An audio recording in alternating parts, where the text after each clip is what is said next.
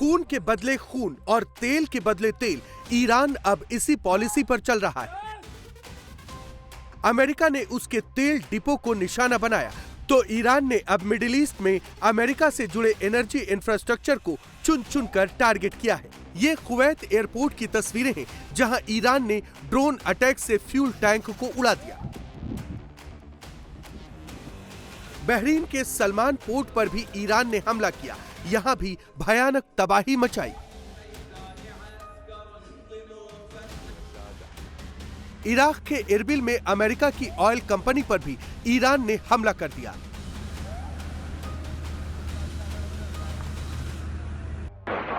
उधर हाइफा में भी ईरान की मिसाइलें उसके ऑयल साइट्स पर कहर मचा रही है। ईरान ने हाइफा में इजराइल की मेन ऑयल रिफाइनरी पर भीषण हमला किया है। ईरान और हिजबुल्लाह ने हाइफा में ही इजराइल के पावर प्लांट को भी निशाना बनाया है। सऊदी अरब में दुनिया की सबसे बड़ी तेल कंपनी अरामको को ईरानी हमले के बाद बंद करना पड़ा है। यूएई के फुजैराह तेल डिपो में भी भयंकर आग लगी हुई है।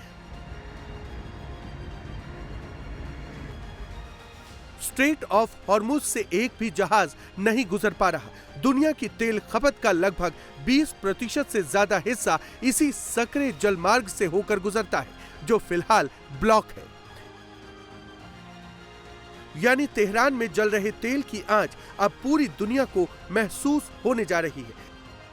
ईरान युद्ध शुरू होने से पहले कच्चे तेल की कीमत करीब $62 प्रति बैरल थी। एक हफ्ते में क्रूड ऑयल की कीमतों में तेजी से उछाल आया है। तेल की कीमतें $100 प्रति बैरल से ऊपर पहुंच चुकी हैं। जानकार कहते हैं कि अगर स्ट्रेट ऑफ हॉर्मुज बंद रहता है, ईरान और अमेरिका का युद्ध नहीं रुकता है, तो तेल $150 से $200 प्रति बैरल तक जा पहुंचेगा। ईरान कह रहा है कि जब तक युद्ध चलेगा न तो मिडिल ईस्ट का तेल बिकेगा और न ही तेल का प्रोडक्शन होगा। यानी ईरान से युद्ध छेड़कर ट्रंप ने दुनिया की अर्थव्यवस्था को बड़े संकट में डाल दिया है, क्योंकि ट्रंप अब रुक नहीं रहे और ईरान झुक नहीं रहा।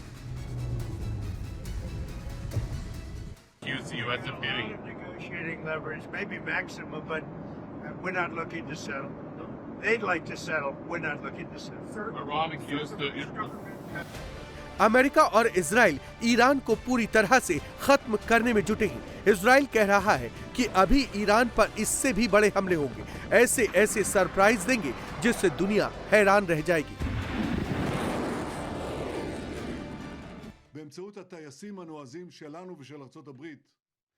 हमारे बहादुर पायलट्स और अमेरिका की मदद से हमने तेहरान के आसमान पर लगभग कंट्रोल हासिल कर लिया है।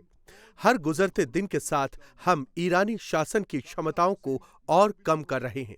हम लेबनान में भी वैसा ही कर रहे हैं, जहां हम हिजबुल्लाह के आतंकवादियों पर कड़े हमले कर रहे हैं, जो ईरान की तरफ से काम करते हैं।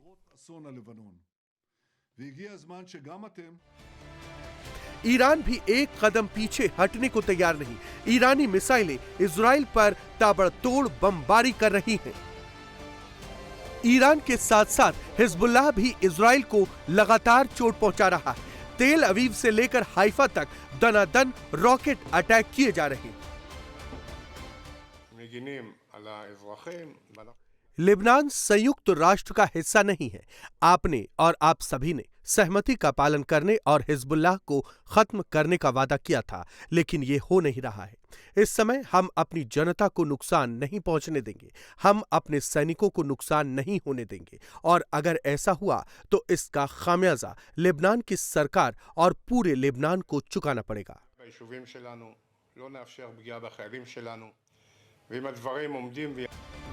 यानी मिडिल ईस्ट की जंग अब दुनिया का तेल निकाल रही है।